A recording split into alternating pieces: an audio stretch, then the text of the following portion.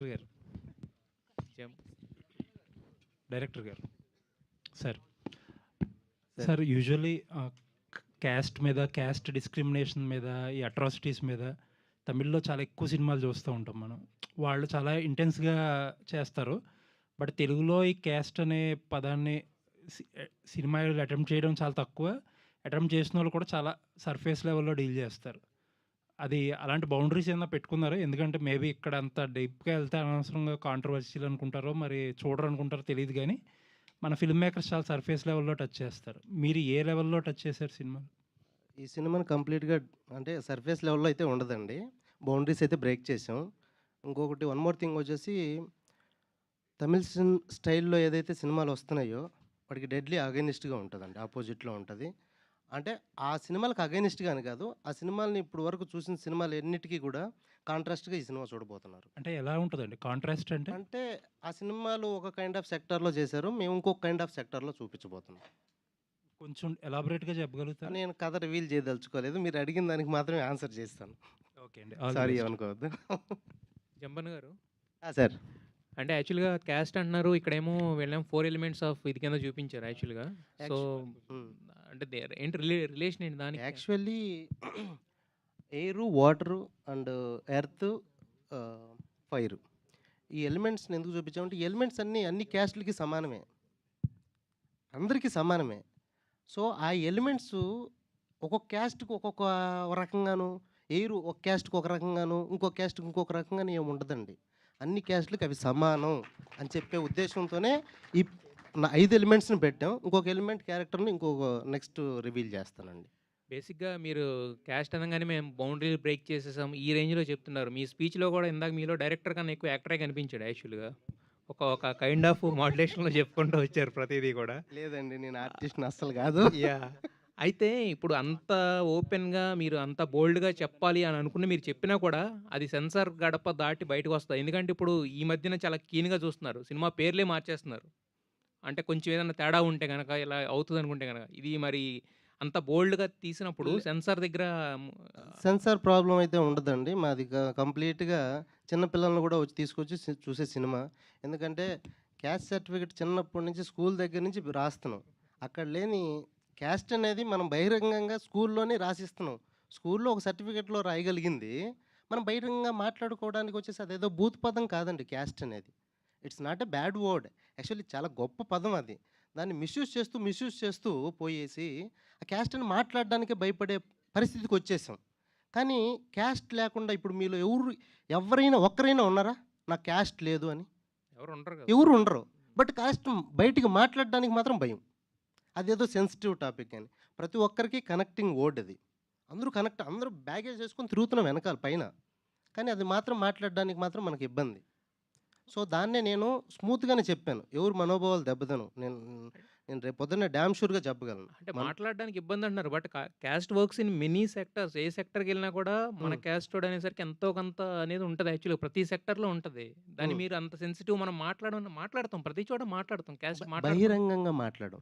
పర్సనల్‌గా మాట్లాడుకుంటాం. మనిద్దరం ఒకటే క్యాస్ట్ అని చెప్పేసి మాట్లాడేసుకుంటాం. బహిరంగంగా మాట్లాడడానికి మాత్రం చాలా ఇబ్బంది. నాకు క్యాస్ట్ ఫీలింగ్ లేదంటాం. కానీ క్యాస్ట్ ఫీలింగ్ ఉంటుంది. అయన్నీ బ్రేక్ చేసి బయటకొస్తే హ్యుమానిటీ గ్రౌండ్స్‌లో చూస్తే కొత్త కొత్త కొత్త పర్సెప్షన్ ఓపెన్ అవుతది. కొత్త పర్సెప్షన్ ఓపెన్ అయితే అంతవరకు జరిగిన ఏదైతే వర్క్స్ ఉన్నాయో అవన్నీ గూడా మనకు కొత్త పర్సెప్షన్‌లో చూస్తే మనం కరెక్ట్ అని చేసిన పనులు కూడా రాంగ్‌గా కనపడతాయి. ఆ కొత్త పర్సెప్షన్‌లోనే సినిమాని చూపించానండి. ఓకే. జం సత్యం రాజేష్ గారు. సార్ ఇప్పటి వరకు ఇక్కడేమో ఫైర్స్ ద ఫైర్ అన్నట్టు ఇలా ఉన్నారు. ఇంతకుముందు ఫైర్స్. మీరు పొలిమేర దాటి రావడమే మాకు ఆశ్చర్యంగా ఉంది ఫస్ట్ థింగ్. అంటే మీకు యాజ్ ఎన్ యాక్టర్ కింద ఒక అంటే ఒక కామెడీ చేయడం అనేది చాలా కష్టం సార్. యాక్చువల్‌గా ఈజీ అనుకుంటారు. బట్ దట్ కష్టం. బట్ మీరు ఫస్ట్ సినిమాతోనే ఒక అద్భుతమైన 'సత్యం' సినిమా నుంచి 'సత్యం రాజేష్' అనే పేరే పెట్టేసుకున్నారు. బట్ ఇప్పుడు మీరు చేస్తున్నయన్ని చూస్తుంటే అంటే ఆ సెక్టార్ నుంచి బయటకి రావాలని మీ ప్రయత్నమా? లేదంటే గనక వస్తున్న వాటిల్లో విభిన్నంగా వెళ్ళాలనా? లేకపోతే ఏంటి అసల? దట్ టూ ఈ క్యాస్ట్‌లో మీరు మిమ్మల్ని క్యాస్ట్ చేసినప్పుడు మీరు చెప్పిన మాటేంటి? ఒక చాలా క్వెషన్ చేశారు. అయితే నేను ఫస్ట్ నుంచి అహా! అలా అని లేదు. కామెడీ చేస్తూ నాకు యాక్టర్ అవుదామని వచ్చాను. కానీ అనివార్య కాలంలో ఆకలితో అలమటిస్తున్నప్పుడు ఫ్రెండ్స్‌కి అట్లా ఈజీగా వచ్చి ఫ్రెండ్స్ కామెడీ చేయడం మొదలుపెట్టాం. అంటే బావా! అనగానే అది ఇది అయిపోతుంది గ్రూప్‌లో.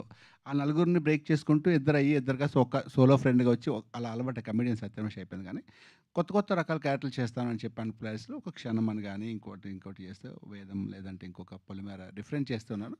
ఇది వచ్చిన పొలిమేర తర్వాత ఇంకా అన్నీ అవే వస్తున్నాయి. దెయ్యాలు, భూతాలు, చేతబడులు వస్తున్నాయి. వద్దని ఆపినా సరే.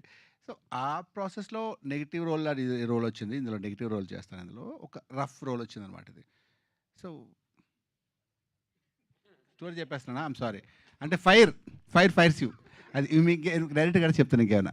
మర్చిపోయాను కొన్ని క్వెషన్స్ మీరు అడిగినవి. ఇప్పుడు రాజు క్యాస్ట్ చేయడానికి వచ్చినప్పుడు డైరెక్టర్ గారు కథ చెప్పినప్పుడు మీకేమనిపించింది? ఫస్ట్ వాట్స్ యువర్ ఫస్ట్ చాలా బాగుంది. ఫస్ట్ ఆయన చెప్పినప్పుడు ఫస్ట్ క్వెషన్ ఏం చేస్తానంటే, "భయ్ ఓకేనా సెన్సార్ వెళ్తాను" అడిగా. అదే ఫస్ట్ అడిగాను. అన్న మీకు కథ మొత్తం తెలీదు మొత్తం చెప్తాన్నాడు అని చెప్పి నెక్స్ట్ రోజు కథ మొత్తం చెప్పాడు.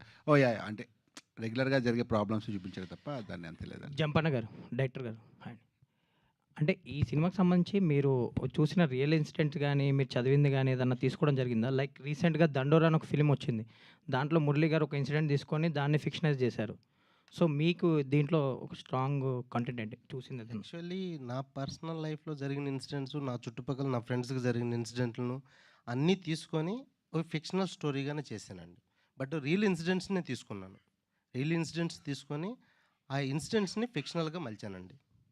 ఓకే. ఇప్పుడు నలుగురు కనపడుతున్నారు. ఇక్కడ నలుగురిలో ఇది మల్టీ స్టార్ అనుకోవచ్చా? లేకపోతే మన నలుగురు హీరోలా? ఈ క్యారెక్టర్లు ఏంటి? నేను అందుకే సార్ ఒక వర్డ్ చెప్పాను సార్. ఏంటి? మనకు 4 వేదాలున్నాయి. ఈ క్యాస్ట్‌కి ఈ నలుగురు ఉన్నారు. ఈ క్యాస్ట్ మూవీకి అని.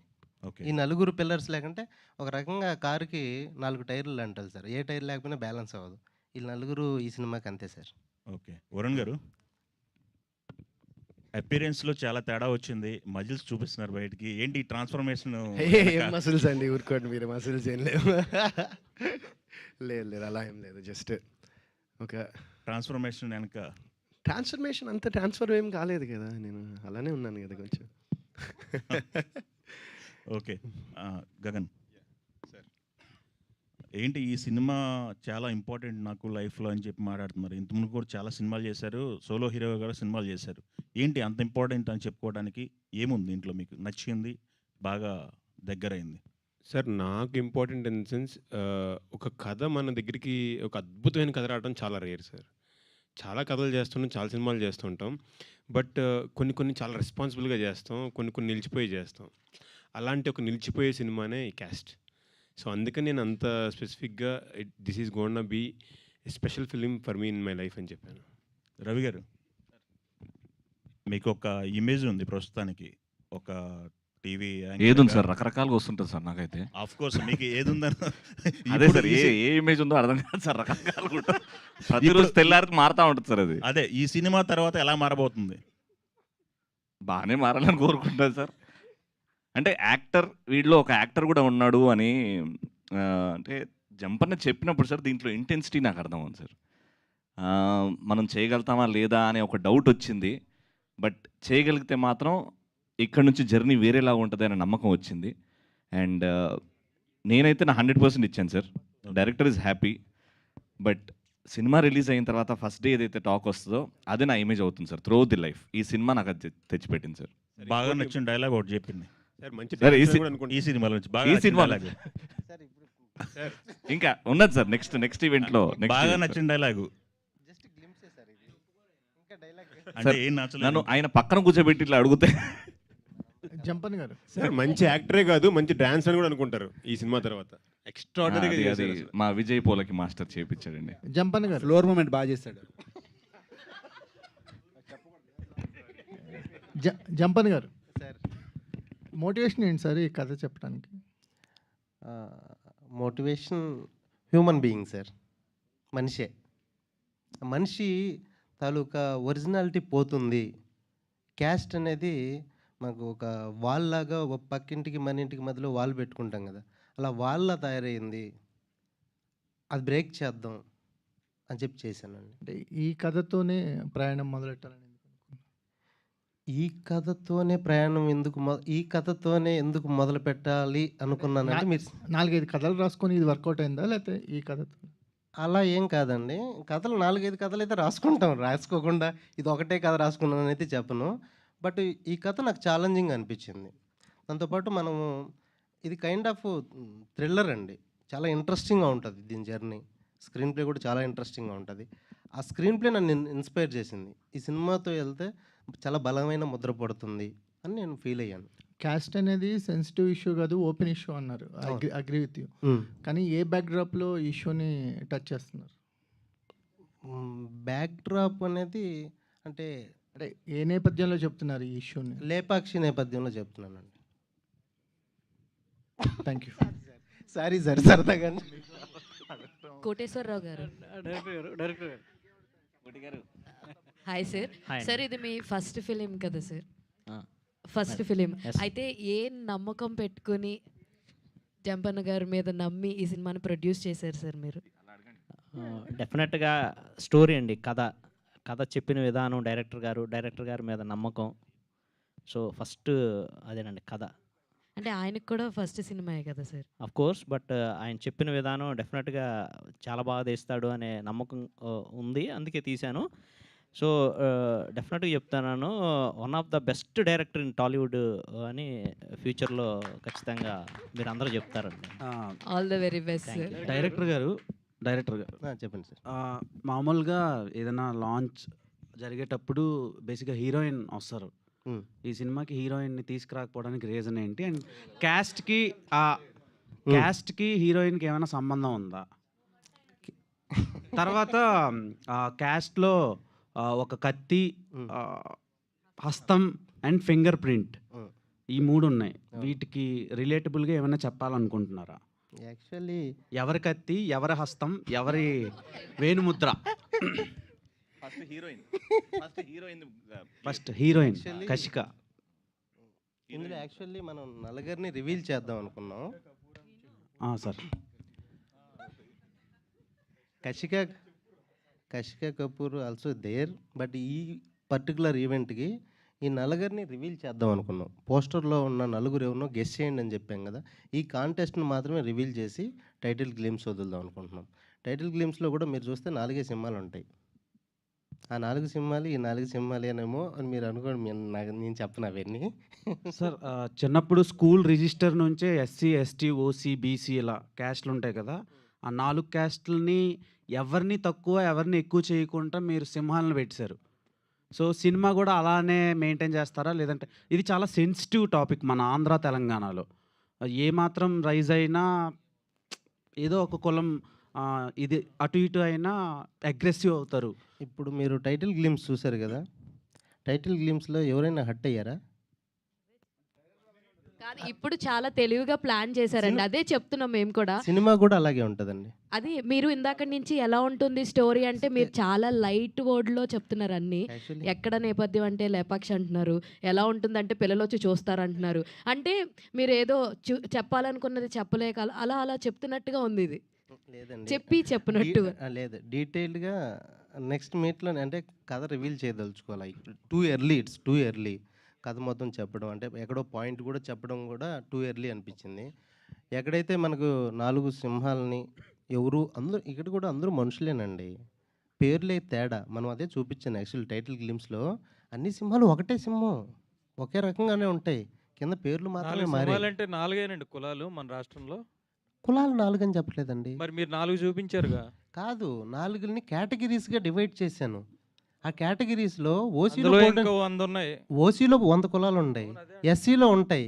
ఈ అన్ని కులాలు కూడా అన్ని మతాలు కూడా ఈ కేటగిరీస్లోకే వస్తాయి. ఓసీ, ఎస్సీ, ఎస్టీ, బీసీ వీటికే వస్తాయి. అందుకని కులాల పేర్లు మెన్షన్ చేసుకుంటూ పోతే ఇంక 100 సింహాలు వేయాలి. అదే సినిమా అన్నారు చూడండి, ప్రతివాడు లోపల మాట్లాడతాడు, బయట మాట్లాడరు అని. మీరు కూడా సినిమా తీసేంత వరకైనా మళ్ళీ బయటకు వచ్చినాక మీరు కూడా మీ ఒరిజినల్ మాట్లాడతారా? లేదండి, ఇలాగే ఉంటుంది. ఈ సినిమాలో ఏదైతే సినిమా చూపించానో అదే నా ఒరిజినల్. అంతేనా మీరు? అంతే, అదే ఒరిజినాలిటీ సార్. రవి గారు సెన్సార్ ఇప్పుడు ప్రాబ్లం ఉండదు. మీరు సెన్సార్‌కి వెళ్తారు గదా! ఆ! అప్పుడు వాళ్ళు టైటిల్ అబ్జెక్ట్ చేస్తారు. ఆ తర్వాత మీకు ప్రాబ్లమ్ టైటిల్ స్టార్ట్ అవుతాయి. డెఫినెట్లీ సినిమా చూసిన తర్వాత వాళ్ళు కూడా అప్రిషియేట్ చేస్తారని ఇంతకు ముందు గూడా అనుకుంటున్నాను. అందరూ అలాగే అనుకున్నారండి. 3 ముందు రోజుల ముందు మార్చారు టైటిల్. అలా మార్చడం ఏమి ఉండదండి. వాళ్ళు కూడా అప్రిషియేట్ చేస్తారు. ఆ అంటే టైంలో మీరు కూడా ముందు సెన్సార్‌కి అడిగారా టైటిల్ ఇలా పెడుతున్నానని? క్యాస్ట్ అనేది తప్పుడు పదం అయితే కదండీ! మనం వాళ్ళకి తప్పు అనిపించొచ్చండి. ఇప్పుడు రూల్స్ మారుతున్నాయి. లాస్ట్ సార్ 15 ఇయర్స్‌లో చాలా రూల్స్ మారాయి సెన్సార్. సార్ చాలా రూల్స్ మారుండొచ్చు, ఏమైనా ఉండొచ్చు. మనం పెట్టిన పదం ఏదైతే ఉందో, ఓట్ ఏదైతే ఉందో అది బ్యాడా, గుడ్డా అనే 2 సెక్టార్‌లోనే చూస్తాం. వానర క్యాస్ట్ అనేది చాలా మంచి పదమండి యాక్చువల్‌గా. వానర అనేది అవును. హనుమంతుడు. అది కూడా మార్చారు. చాయ్‌వాలా అనేది చాలా మంచి పదం మార్చారు. ఇలా మారుస్తున్నారు కదా! అందుకే ఇందాక అడిగింది కూడా. లేదు సినిమా చూసిన తర్వాత వాళ్ళే మళ్ళీ మీరు చెప్తారు. సినిమా అంటారు. వాళ్ళకి సెన్సార్ ఇప్పుడు చాలా రూల్స్ మారాయంటే మీరు సినిమా చూసిన తర్వాత అంటారు. సినిమా చూసిన తర్వాత టైటిల్ కాదండి. టైటిల్ బట్టి వాళ్ళు అడుగుతున్నారు. ఓకే సార్, వాళ్ళు ఒప్పుకోకపోతే మార్చేద్దాం. యా వాళ్ళు ఒప్పుకోకపోతే ఒక చిన్న మీటింగ్ పెట్టి అగైన్ టైటిల్ అనౌన్స్మెంట్ ఈవెంట్. అప్పుడు ఏం మారుస్తారండి? ఏమైనా ఉందా ఆల్టర్నేటివ్ మీ దగ్గర? అప్పుడు ఫ్రెండ్స్ అప్పుడు ఫ్రెండ్స్. ఓకే. రవి గారు అన్నా అన్నా ఆ, అన్నా చాలా హ్యాపీగా ఉంది. థ్యాంక్ యూ అన్న. 2010 సంథింగ్ స్పెషల్ నుంచి క్యాస్ట్ వరకు ఇన్నేళ్ళ టైంలో ఒక సినిమా స్టార్ట్ చేసి ఆపేశారు. రిలీజ్ అయిందన్నా. రిలీజ్ అయింది అంటే 2017లో రిలీజ్ అయింది. జీ5 ఓటీటీలో ఉంది. సో ఇప్పటికి ఆ సినిమా తర్వాతలా ఎక్కువ బిగ్ స్క్రీన్ రాలేదు. టీవీ వరకు మీ ఆడియన్స్ సఫిషియెంట్ బాగున్నారు అండ్ మిమ్మల్ని బాగా ఆదరిస్తున్నారు. అవును. అండ్ ఇలాంటి కాంట్రవర్షియల్ కాన్సెప్ట్తో మీరు ఆడియన్స్ని ఎంటర్టైన్ చేద్దామని ఏ రకంగా అనుకుంటున్నారు? అండ్ ఇలాంటి కాన్సెప్ట్స్ వల్ల మీకు ఉండే టీవీ ఇమేజ్ కూడా ఏమైనా డ్యామేజ్ అయ్యే ఛాన్స్ ఉంటుందేమో కదా అని. లేదన్నా, అంటే 2010 చెప్పినట్టు అక్కడ నుంచి 2017 was an eye opener. Cinema కొంచెం జాగ్రత్తగా చేయాలి. It is not every one's cup of tea అన్నట్టు అర్థం చేసుకున్న బిజినెస్. దాని తర్వాత I wanted to be a big fish in a small pond. అలానే ఉందాం, టీవీ ఉంది కదా మనకి, అదే చేసుకుంటూ పోదాం. అది మనకు నచ్చిన పని, వచ్చిన పని కాబట్టి అది. సో యాక్టర్ అవుదాము అన్నప్పుడు ఆఫీసెస్కి వెళ్ళా, డైరెక్టర్స్ని కలిసా, పెద్ద పెద్ద డైరెక్టర్స్ని కలిసా. సార్ నాకు ఒక అవకాశం ఇవ్వండి, I want to prove my self as an actor. ఇక్కడికి వచ్చినప్పుడు ఆ గూగుల్ సెర్చ్ ఆగింది సార్ ఒక్క సెకండ్. ఎందుకంటే కథ చెప్పినప్పుడు I can show my intensity. ఒక రవిని ఇప్పటివరకు ఇంట్లో కుర్రాడు, నవ్విస్తాడు, పంచలేస్తాడు అనే దానికి అది మొత్తం తోడిపోయేసరే వీడిలో ఒక ఇంటెన్సిటీ ఉంది. కాంట్రవర్సీ ఏం లేదు సార్, ఉట్టి ఆ పేరు ద్వారా అనిపించచ్చేమో కానీ సినిమా చూసిన తర్వాత ఎంటర్టైన్మెంట్ ఒక మంచి ఫీల్ గుర్తుని బయటకు వస్తారు. మంచి పాయింట్ చెప్పాము. ఎక్కడ కూడా కాంట్రవర్సీ ఒక కాస్ట్ పేరు తీసి కానీ ఒకరిని కిందికి చేసి కానీ ఏం చూపెట్టలేదు. Pure entertainment. అంటే మన నిజ జీవితంలో జరిగే సన్నివేశాలే సినిమాలో కనబడతాయి. కోర్స్ టైటిల్లో అబ్జెక్ట్ చేస్తే అది తర్వాత విషయం చూసుకుందాం. కానీ నాకు అనిపించింది ఎక్కడ కాంట్రవర్సీ నేను చేయలేదు. I have shown my intense acting. నాలో వేరే యాంగిల్ ఏదైతే ఉందో, నాలో ఎవడైతే ఆ యాక్టర్ పిచ్చోడు ఉన్నాడో ఆ పిచ్చోడు బయటకు వచ్చాడు sir. Thanks to him. One more question sir. తమిళ్లో యాంకర్స్, ఆర్జేలు, వీజేలు సక్సెస్ అయినట్టు తెలుగులో అవ్వట్లేదు బిగ్ స్క్రీన్ వరకు. అంటే అక్కడ శివకార్తికేయన్ గారు ఉన్నారు, ఇలా చాలామంది ఉన్నారు. మన తెలుగులో మీరు, తర్వాత ప్రదీప్ గారు అండ్ సన్నీ, ఇలా చాలామంది ట్రై చేశారు బిగ్ స్క్రీన్కి. కానీ ఎందుకు ఇంకా స్ట్రగుల్ అవుతున్నారు? అంటే ప్రాపర్ సక్సెస్ వాళ్ళకు వచ్చినంత మీకు ఎందుకు రావటం లేదు? దానికి రీజన్ ఏమైనా కనుక్కున్నారు సార్? ఒక హార్డ్ హిట్టింగ్ ట్రూత్ ఏంటంటే సార్, ఇక్కడ ఆడియన్స్ చాలా ప్రేమగా ఓన్ చేసేసుకుంటారు సార్. ఎవరినన్నా, టీవీ అయినా సినిమా అయినా మమ్మల్ని అంతగా ఓన్ చేసేసుకున్నారు. ఇప్పుడు నేను ఒక సినిమా తీసి, లేకపోతే నా కొలీగ్స్ కానీ సినిమా తీసి 200 పెట్టి ఫ్యామిలీతో సినిమా రావాలంటే నిన్న రాత్రే వాడిని చూసా. పెద్ద స్టార్ ఒక 6 నెలలకు ఒక్కసారి ఇంటర్వ్యూలో కనబడితే ఆయన సినిమాకి వస్తారు సార్. నేను ప్రతిరోజు టీవీలో కనిపించుకుంటూ 200 పెట్టి థియేటర్కి వచ్చి సినిమా చూడు అంటే అది లేదు sir. It's all image driven. Sivakarthikeyan గారు అది బ్యారియర్ని బ్రేక్ చేశారు. చేసి యష్ గారు ఆ బ్యారియర్ని బ్రేక్ చేశారు. Once of case sir. నేను కూడా అదే ప్రయత్నం దీని ద్వారా. సరే వస్తారేమో, రేపొద్దున నా యాక్టింగ్ చూసి వస్తారేమో. టీవీ ఆపుదామంటే ఫ్యామిలీ ఇష్యూస్, ఎవ్రీ మంత్ రావాలి.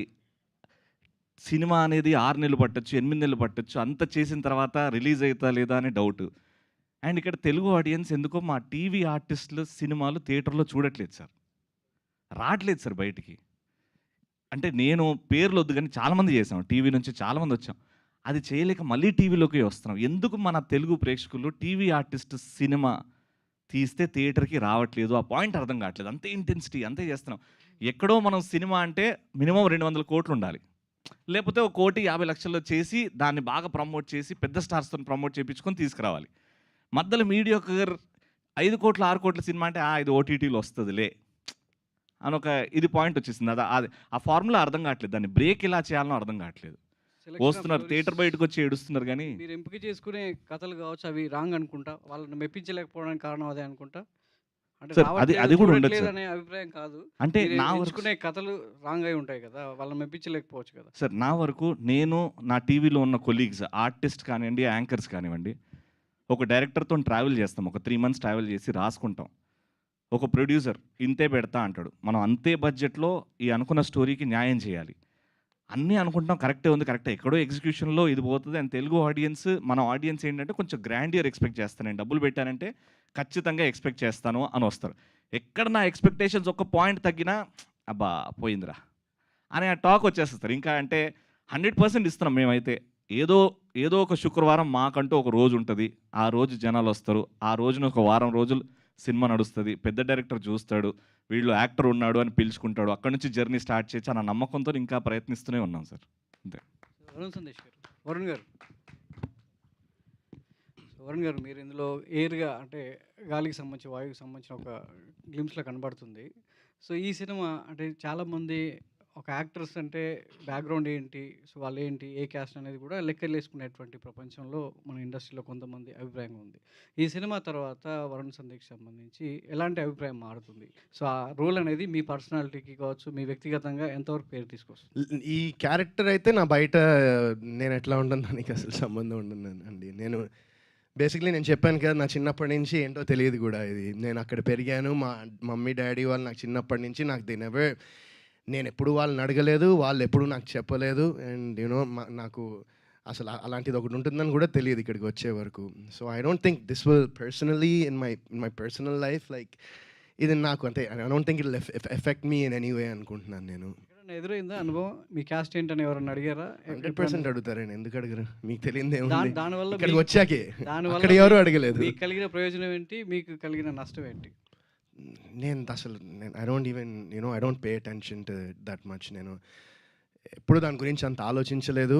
అండ్ ఈ సినిమా కూడా ఇప్పుడు ఈ టైటిల్ ఏదైతే ఉందో నాకు చెప్పాను కదా, నాకు 2 రోజుల క్రితం ఆయన పోస్టర్ పంపించారు, ఇది టైటిల్ అని. బాగుందండి, అది పెట్టారు కదా, అది కాంటెస్ట్. అప్పటిదాకా నాకు తెలియదు టైటిల్ ఏంటో, కాన్సెప్ట్ అంతా తెలుసు, ఇలాంటి కాన్సెప్ట్ అనేది తెలుసు, బట్ డైరెక్ట్ ఈ టైటిల్ పెడతానని నాకు తెలియదు. So I don't know that. But అదే అంటున్నా కదా, ప్రాబ్లం అయితే మేబీ అప్పుడు they think about it and change it, మారుస్తారేమో. బట్ ఓవరాల్గా అయితే ఖచ్చితంగా ఒక మంచి క్యారెక్టర్. నేను ఇప్పుడు మెయిన్ లీడ్గా చేస్తున్నా and I've done films as ఇప్పుడు మైకెల్ సినిమా తీసుకుంటే ఎగ్జాంపుల్గా అందులో ఒక నెగిటివ్ క్యారెక్టర్ చేశాను. And so I'm just trying to experiment my self. I'm still trying to discover my self అనొచ్చు ఒక విధంగా. అండ్ ఖచ్చితంగా ఈ క్యారెక్టర్, ఈ పాత్ర అనేది ఇందాక రాజేష్ భాయ్ అన్నట్టు ఐఎమ్ షూర్ ఆయన ఎలా అయితే ఫీల్ అయ్యారో ఆపోజిట్గా నేను యాక్ట్ చేస్తున్నప్పుడు జనాలు కూడా, ప్రేక్షకులు కూడా అలా ఫీల్ అయ్యారంటే దట్స్ నాకు అది చాలా పెద్ద సక్సెస్గా నేను. డైరెక్టర్ గారు, సిటీలో ఇల్లు అద్దెకి ఇవ్వాలంటే మీరేమిట్లు అనే క్వశ్చన్ వస్తుంది. అలాంటిది సో ఇలాంటి సెన్సిటివ్ మ్యాటర్ని స్క్రీన్ మీద చూసేటప్పుడు థియేటర్లో ఉన్నటువంటి ఆడియన్స్ ఆలోచన ఏ విధంగా మారుస్తుంది? మీరు అన్నట్టు ఒక సినిమా అనేది సామాజిక దృక్పథంతో కొంత ఆలోచించి ఉండాలి. ఇలాంటి కథలు, ఇలాంటి అంశాలకు వారీగా థియేటర్లో కొన్ని రకరకాల ఆడియన్స్ కూర్చుంటారు, వాళ్ళ ఆలోచన విధానాన్ని ఏ విధంగా మారుస్తుంది? ఆ లక్ష్యంతోనే మీరు ఈ సినిమా తీశారా? సార్ ఈ సినిమా చూసిన తర్వాత మీరు ఇందాక చెప్పారు ఒక ఇల్లు అద్దెకి కావాలంటే మీరు ఏమిట్లో అని అడుగుతున్నారని, అది పోతుంది సార్. మీరు ఏమిట్లో అని అడగరు ఈ సినిమా చూసిన తర్వాత, అదైతే damn sure. Okay, all the best. Jampanna sir. So అంటే రవి కూడా అంటున్నారు సినిమాలో ఎక్కడ కూడా కుల ప్రస్తావన అనేది ఉండదు అని చెప్పేసి, కానీ ఇప్పుడు ఈ పోస్టర్ల మీద చూస్తే మొత్తం అన్ని కులాలకు సంబంధించిన, వర్గాలకు సంబంధించిన. సో ఇదంతా కూడా జస్ట్ ఓన్లీ ఫర్ ద సెన్సేషనలైజేషన్ అనుకోవచ్చా? లేదు సార్, డెఫినెట్లీ మీరు సినిమాలో అంటే పర్టికులర్లీ ఒక కులం పేరు, ఏ కులం పేరు మెన్షన్ చేయలేదు, కానీ బట్ ఈ సినిమా కులం అనే టాపిక్ మీదనే నడుస్తుంది సార్. అది మెన్షన్ చేయనప్పుడు మరి ఈ పోస్టర్ల మీద ఎందుకు రెడ్డి, కాపు ఇవన్నీ క్యాస్ట్ అనేది ఏదైతే ఉందో ఇవన్నీ అందులోకే వస్తాయి అని చెప్పడానికి అవన్నీ పేర్లు వేసివ్వండి. వాటన్నిటి తాలూకా ఇంపాక్ట్ ఏదైతే ఉందో ఈ సినిమాలో కనిపిస్తుంది. అండ్ ఇంపాక్ట్ ఓకే, కాకపోతే అది ఎంతవరకు రిసీవబుల్గా ఉంటుంది ఆడియన్స్కి, లేదంటే? డెఫినెట్లీ రిసీవబుల్గా ఉంటుంది. ఎందుకంటే మీరు అంటే మా టైటిల్ క్యాస్ట్ అనేది మేమేం అంటే ఫర్ ఎగ్జాంపుల్‌కి 'రాయలసీమ రామన్న చౌదరో', 'అర్జున్ రెడ్డో', 'నరసింహనాయుడో' ఇలాంటి టైటిల్ కాదండి. మాది ఏ క్యాస్ట్‌కి సంబంధించిన టైటిల్ కాదు ఇది. క్యాస్ట్ అనేది అందరికీ సంబంధించింది. అన్ని క్యాస్ట్‌లు అన్ని కులాలు అందులోకే వస్తాయి. ఒక క్యాస్ట్‌ని ఎక్కడ మెన్షన్ చేయట్లేదు. ఒక క్యాస్ట్‌ని ఎక్కడ డిస్క్రిమినేషన్ చేయట్లేదు మేము. కులం గొప్పతే, దానికంటే గొప్పవాడు మనిషి. మనిషి తాలూకా ఏదైతే స్వరూపం, స్వభావం ఉంటుందో ఆటిని చంపేస్తుంది క్యాస్టు అనే దాని విషయం మీదనే నేను ఎక్కువ చెప్పానండి ఈ సినిమాలో. వరుణ్ గారు హియర్ మీరు ఇందాక అన్నట్టుగా సెకండ్ ఇన్నింగ్స్ చూసుకుంటే కనుక Varun Sandesh is choosing very పర్టికులర్గా చాలా డిఫరెంట్. ఒక నిందా చూసుకోవచ్చు, నయనం చూసుకోవచ్చు, అండ్ ఇప్పుడు క్యాస్ట్ చూసుకోవచ్చు. అంటే ఫిక్స్ అయిపోయారా ఆ లవర్ ఇమేజ్ని కంప్లీట్గా దాన్ని కొంచెం కొన్ని రోజులు పక్కకు పెట్టేయాలని చెప్పి ఏమైనా ఫిక్స్ అయిపోయారా? అంటే అలా ఏం లేదండి. అంటే నాకు వచ్చిన స్క్రిప్ట్స్లో I'm trying to select you know నాకు ఇంట్రెస్ట్ అనిపించి నాకు నచ్చిన స్క్రిప్ట్ సెలెక్ట్ చేసుకుంటున్నాను. అండ్ ఇప్పుడు నెక్స్ట్ చేస్తున్నాను. I'm doing a love story. ఇంకొక 2 లవ్ స్టోరీస్ కూడా చేస్తున్నాను ఇప్పుడు. సో షూటింగ్ జరుగుతున్నాయి అవి. సో అలా ఏం లేదండి. ఐ జస్ట్ వాంట్ ఒక మంచి సినిమాలో నా వరకు నేను చేసే పాత్రకు న్యాయం చేస్తే అది నాకు సంతోషం. అండ్ సినిమా హిట్ అయితే ఇంకా డబుల్ సంతోషం. రాజేష్ గారు సార్, మీరే ఎక్కువ లీక్స్ ఇస్తున్నారు ప్రెస్ మీట్ స్టార్ట్ అయిన కాడి నుంచి. అయితే 4 హీరోలు ఉన్నారు. ఎవరు హీరోలు, ఎవరు విలన్లు అంటే ఏం చెప్తారు? ఈ సినిమాలో హీరోలు విలన్లు లేరు. All the very best for entertain. So much. Thank you. ఈయనకు మైక్ ఇవ్వరా? అంటే పొలిమేర దాటి వచ్చి మరీ చేస్తున్నారనమాట. హీరోయిన్ రోల్ ఎలా ఉంటుందండి సినిమాలో? ఎవరు సరే, అంటే ఈ సినిమా తో ఎక్కువగా రిస్కీ ఫ్యాక్టర్ అనేది మీ మీద ఉంది. డబ్బులు మీరు పెట్టారు. సో ఏంటి, ఎంత కాన్ఫిడెంట్గా ఉన్నారు? అంటే ఒక పాత్ బ్రేకింగ్ స్టోరీని ప్రొడ్యూస్ చేయడానికి మీకున్న మోటివేషన్ ఏంటి? అదే ఇందాక చెప్పినట్టు స్టోరీయేనండి. అంటే మీరు అనుకున్నట్టుగా క్యాస్ట్ అనే టైటిల్ని బట్టి ఏదన్నా ఇబ్బంది కలగచ్చేమో అని మీరు అనుకుంటున్నారు, కానీ స్టోరీ చాలా బాగా చాలా బాగుంటుంది. అందులో స్క్రీన్ ప్లే కానీ ఎవ్రీథింగ్ అంతా చాలా బాగా తీశారు డైరెక్టర్ గారు. సో ఎక్కడ ఏ ప్రాబ్లం ఉండదండి. మీరు అందరూ కూడా సినిమా చూసి డెఫినెట్గా అందరూ బాగుందనే చెప్తారు. Thank you, Andy. Thank you so much to all the media. Thank you to all the team of cast. Looking forward to see you all in theaters. So today our PR was our Vamshi Shekhar event by UV Media. Thank you so much.